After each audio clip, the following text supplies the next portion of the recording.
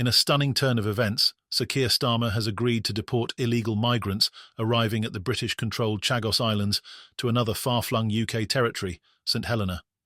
The move has sparked outrage from all sides as critics accuse the Labour leader of adopting a policy that bears striking similarities to the very Rwanda deportation plan he once denounced as immoral and completely wrong. Under the newly approved plan, asylum seekers who arrive by small boats on the British military base at Diego Garcia, part of the Chagos Islands, will now be processed and detained in St Helena, a remote island in the South Atlantic. This decision has shocked many, particularly as it comes just weeks after Starmer made headlines for agreeing to cede sovereignty over the Chagos Islands to Mauritius. Now, after what many see as an embarrassing surrender of British territory, Starmer's government is pressing ahead with a migrant deportation policy that even his own supporters are questioning.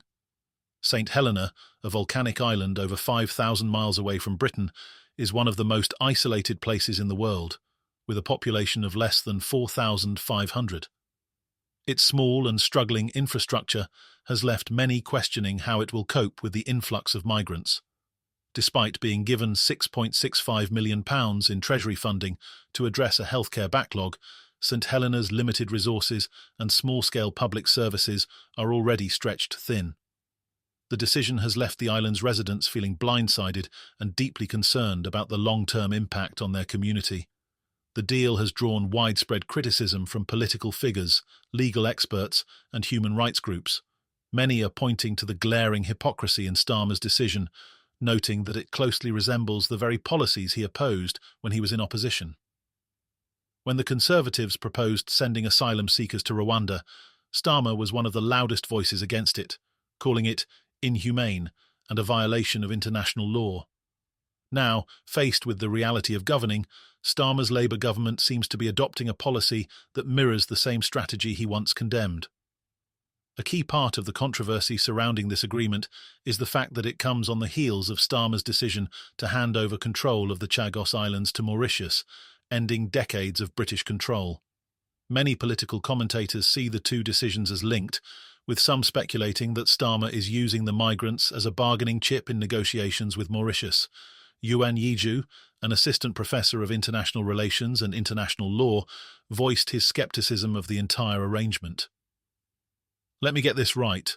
Mauritius claims sovereignty over the Chagos Islands, but they're happy to let Britain dump migrants on another British territory. The contradictions are glaring, he remarked. The people of St Helena are furious. Islanders claim they were given no advance warning of the plan, with many only learning about it after a quiet announcement by St Helena's Chief Minister, Julie Thomas, earlier this week. Andrew Turner, a local councillor, expressed his deep concern over the strain the deal will place on the island's limited infrastructure. We are a very small island, with just under 4,500 people living here. Any significant influx of migrants is going to have a profound effect on our community, and not in a positive way, Turner explained. We already struggle with healthcare, education, and public services. This isn't just about numbers, it's about the fabric of our society. We were never consulted. The government just decided to impose this on us. St Helena is a tightly knit community, with residents knowing each other on a first-name basis. The cultural shock, many argue, will be enormous. Turner continued, "Our island is unique, and we are a close-knit society. We're talking about bringing in potentially hundreds, if not thousands of people to an island that simply isn't equipped to deal with that kind of pressure." Friends of the British Overseas Territories, a campaign group advocating for the rights of British territories, issued a scathing critique of the deal. This shows a shocking lack of understanding about the challenges St Helena faces. The British government is using financial incentives to force this deal upon the island, all while ignoring the very real consequences it will have on the local population. The group's spokesperson went on to accuse the government of using funding as leverage to push the deal through. The £6.65 million offered to St Helena for healthcare improvements is little more than a bribe. The UK government is dangling much-needed money in front of the island while imposing a solution that will create far more problems than it solves. Politically, this decision could prove to be a major misstep for Starmer, whose reputation is now being severely tested. Sir John Redwood, a prominent Conservative MP, called the deal a disgrace and accused Starmer of hypocrisy. He was the first to stand up and shout about how wrong it was for the Conservatives to propose sending migrants to Rwanda.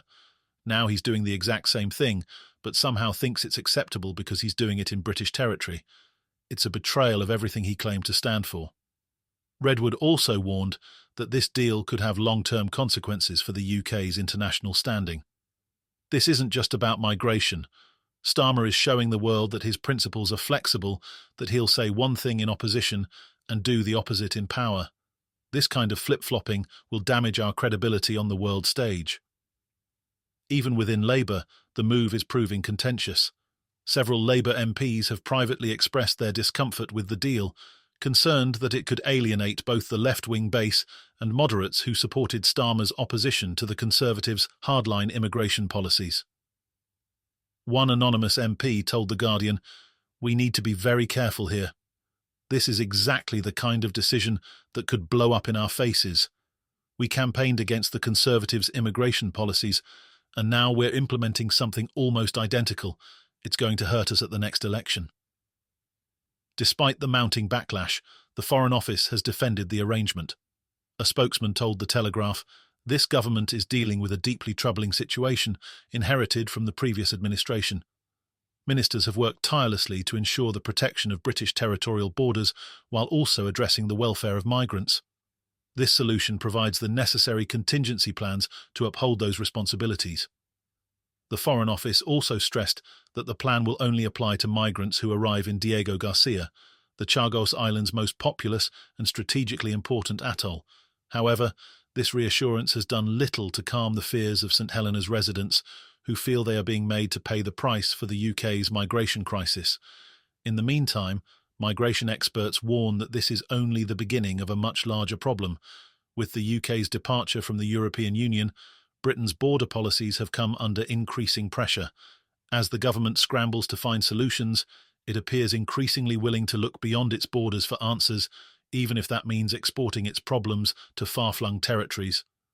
As for St Helena, the islanders are bracing for what could be one of the most significant changes to their way of life in decades.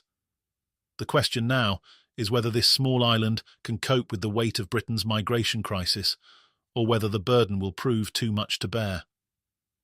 With critics lining up, both in Parliament and overseas, Keir Starmer may have just set himself on a collision course with his own voters, his party, and the very principles he once championed.